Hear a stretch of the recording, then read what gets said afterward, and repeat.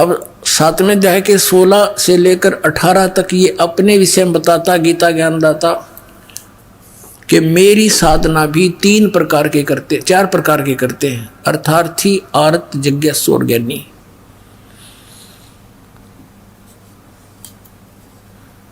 और उनमें से 3 को रिजेक्ट करके चौथे को इसने स्वीकारा है।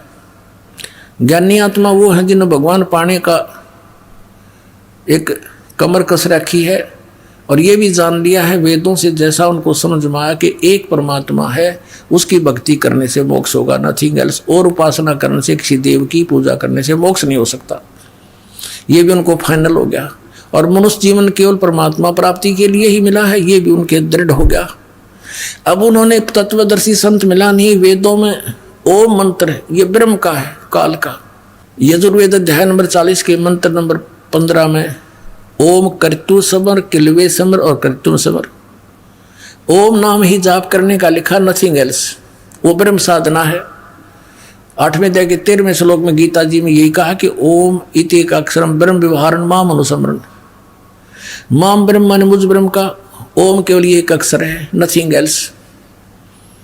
ये तो ब्रह्म का है। इनकी अकल काम नहीं करी, क्योंकि गुरु बिन का न पाया ज्ञाना, जो थो था उस छोड़े किसाना, गुरु बिन वेद पढ़े जो प्राणी, समझे न सार रहे अज्ञानी। ये सारे ज्ञानी रह गए, जिस कारण से उन ज्ञानियों को भी कहता है कि ज्ञानी है तो अच्छी आत्मा, 7वें अध्याय के 18वें श्लोक में।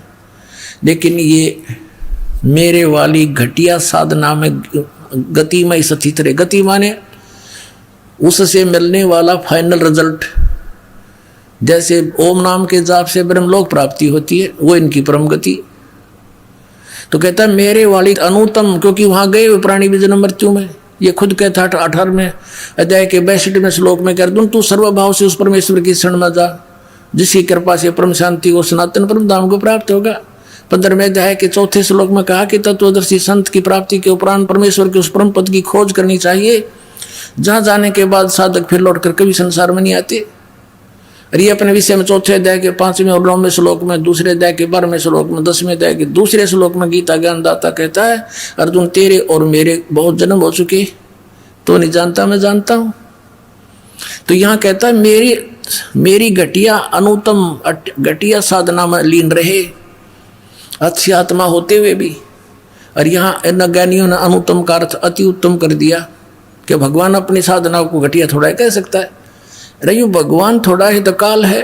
भगवान तो यू कह रहा है कोई और है जिससे परम शांति मिलेगी, उसका इनको ज्ञान नहीं था।